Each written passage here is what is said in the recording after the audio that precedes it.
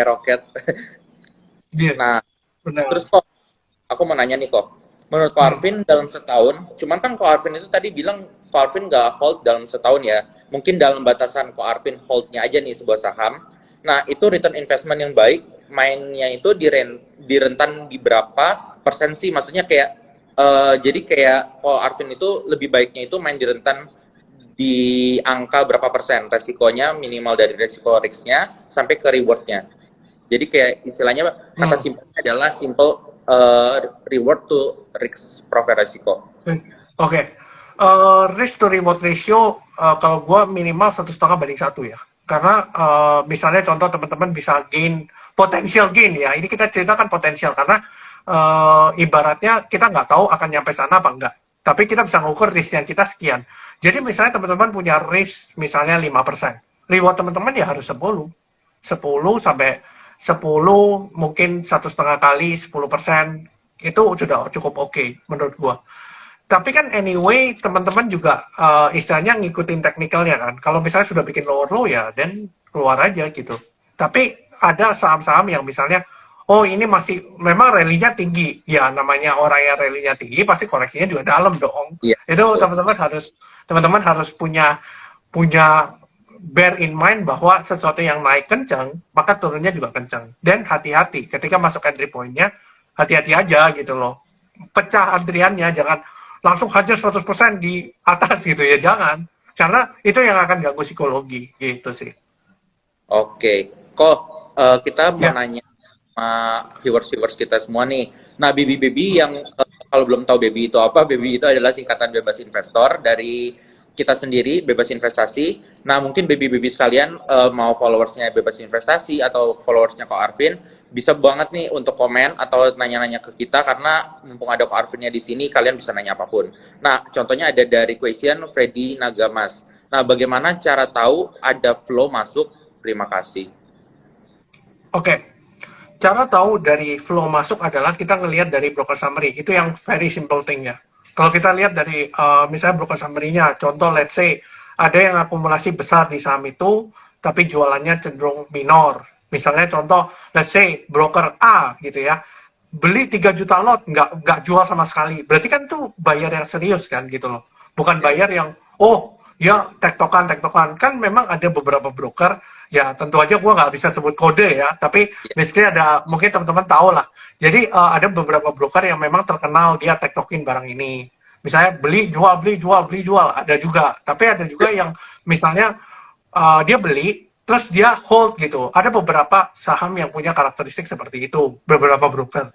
I see. Teman-teman pelajarin aja, apakah broker ini lebih banyak buy atau lebih banyak buy-nya, misalnya buy-nya 1 juta lot, sell-nya itu 600 ribu, 700 ribu lot. Berarti kan ini orang cuma tektok-tektok aja kan sebenarnya, bukan bayar yang Betul. serius. Nah, seperti itu sih, cara membedakannya kita harus lihat yang beli berapa, yang jual berapa. Itu sih prinsipnya. Karena kalau teman-teman tahu, misalnya, oh yang buy sekian, yang jual sekian. Dan teman-teman tahu ini akumulasi apa distribusi. Karena basically akumulasi adalah ketika brokernya sedikit yang beli, tapi yang jual banyak. Berarti kan ada perpindahan barang dari orang yang jual lebih banyak ke orang satu orang ini kan gitu loh. Nah Ya, satu betul. orang ini ketika dia beli banyak, masa dia nggak tahu sih apa yang dia beli? Gitu aja sih prinsipnya. Gitu. Apalagi kalau misalnya investor-investor yang punya big money ya, itu kan dia misalnya taruh 2M, 3M, dia main 2 tik, 3 tik aja udah untungnya berapa tuh. Jadi udah pasti langsung Betul. banget. Jadi kalau kita Betul. yang duitnya dikit-dikit, ya mungkin kita ngerasa 3 tik itu, wah kurang banget ya cuannya. Mungkin berasanya kayak cuman dapatnya 100 ribu, 200 ribu gitu. Nah tapi buat big money sendiri, udah masukin berapa miliar, berapa puluh miliar, itu udah pasti dia main berapa tik aja udah bisa dihapus gitu sama dia, udah bisa di sell.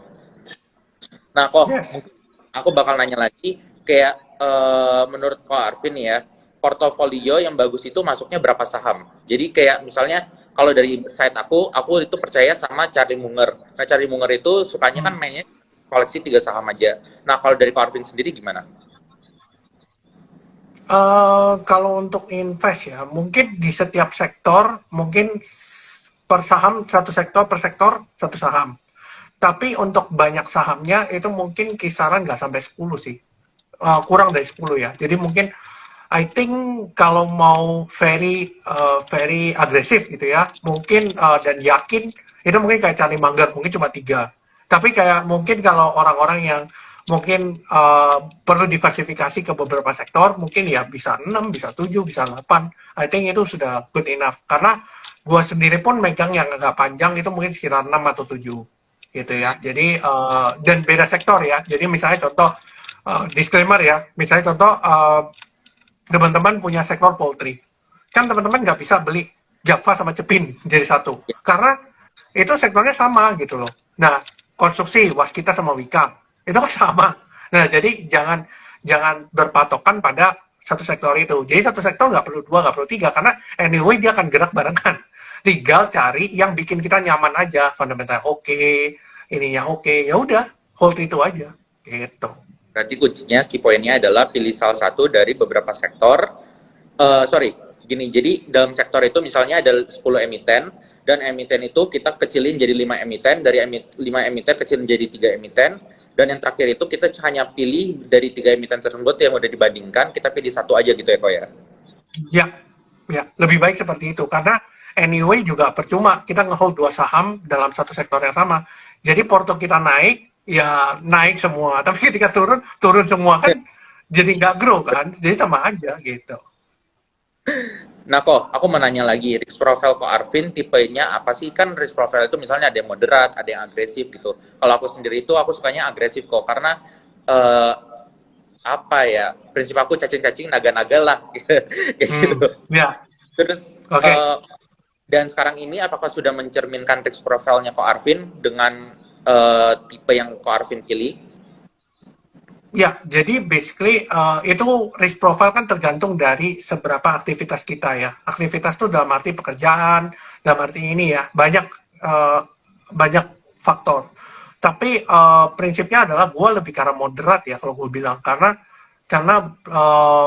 emiten yang gue pegang sendiri itu banyak kan juga ada blue chipnya, ada second linernya, ada third linernya. Tentu ya teman-teman nggak bisa gue nyamain porsinya third liner sama blue chip. Itu pasti nggak bisa. Ya, Karena prinsipnya adalah kita harus ngerti si second liner dan third liner itu bisa naik signifikan. Tapi blue chip ini kan yang lambat kan biasanya. iya, Tapi lambat tapi stabil. Nah, jadi prinsipnya adalah gimana cara kita bisa gain porto, meanwhile kita bisa jaga psikologi kita dan bagi pecah gitu loh. Oh, yang blue chip sekian, yang second liner, third liner lebih banyak, misalnya agak lebih banyak tapi porsinya lebih rendah. Jadi dengan begitu porto kita bisa grow kayak gitu sih. Jadi jangan semua blue chip, semuanya second liner, jangan. Jadi lebih baik ada porsinya gitu. dibagi-bagi ya. Nah, mungkin baby-baby Bagi-bagi. boleh banget di komen ya. Karena tadi baru ada yang nanya satu nih, kita pengen lagi nih buat apa namanya penanya-penanya kita di sini.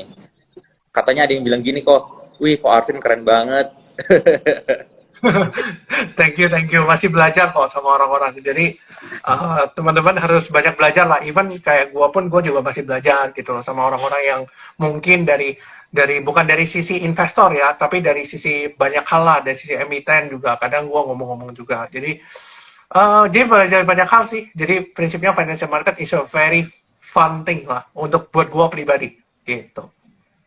Bener, Koko setuju nggak dengan tagline eh, We are stronger together? Karena menurut aku kayak tanpa adanya sebuah komunitas, tanpa ada semuanya temen untuk ngedukung kita invest bareng, belajar bareng, kita itu nothing. Karena kalau kita sendirian, ya kita mungkin bisa belajar dari otodidak, tapi kita nggak bisa share pendapat kita dengan atau tukar ide dengan orang lain. Kalau menurut Koko gimana?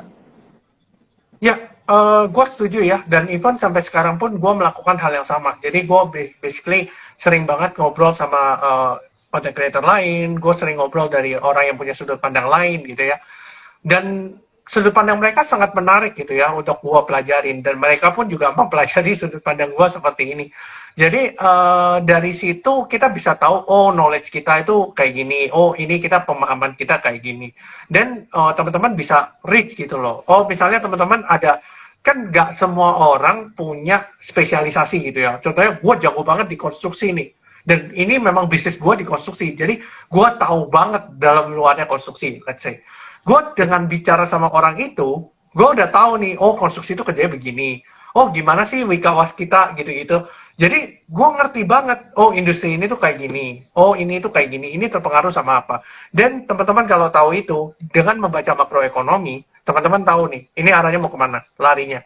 Contoh beberapa emiten yang berkaitan dengan ayam-ayaman, let's say. Teman-teman misalnya punya teman yang mungkin memang kerja di sana. Dia bisa ceritain tuh, oh ayam tuh gini loh cara ininya. Karena kita sebagai investor, kita itu harus tahu sebenarnya bisnis dalamannya ini gimana sih. Kalau nggak gitu kan kalian nggak tahu kan. Ketika baca public expose sebuah perusahaan, ketika membaca laporan keuangan sebuah perusahaan, kalian nggak ngerti ini bisnis tuh apa sih sebenarnya. Bingung. Jadi dengan begitu gue kayak, oh gue belajarlah sama industrinya sendiri. Itu sih. Ya, soalnya aja sawit ya kok. Nah, sawit itu orang-orang nggak tahu nih, dia itu produksinya atau berbuahnya itu berapa lama sih. Nah, Hmm, kan sawit gitu. naik, dia lagi berbuah, lagi tinggi-tingginya, terus sudah mereka kumpulin, habis itu dijual jadi minyak goreng atau apa gitu kan. Nah, kalau nggak kan sawit itu nggak bakal gerak kemana-mana CPO itu kan. Kecuali ada isu Benar. RPS atau misalnya ada isu untuk oh mau diakuisisi sama orang lain gitu, itu beda cerita. Tapi kalau misalnya nggak ada pertanyaan seperti itu, ya nggak bakal bergerak kemana-mana itu CPO.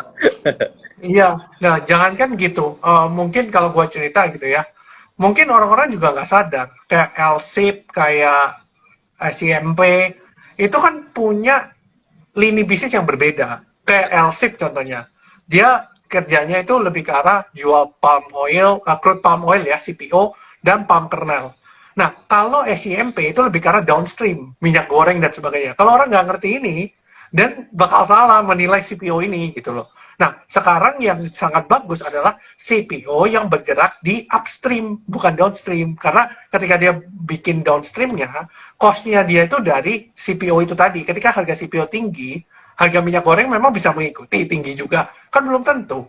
Karena di cap sama pemerintah. Nah, ini yang orang nggak ngerti gitu loh. Ketika orang, oke, gue invest di CPO, dan semua ditembakin gitu CPO. Enggak gitu caranya. Jadi teman-teman harus tahu yang mana yang upstream, yang mana yang downstream. Karena ini beda bisnisnya. Gitu. Kurang lebih seperti itu sih. Even di satu sektor pun, itu lini bisnis bisa beda gitu loh.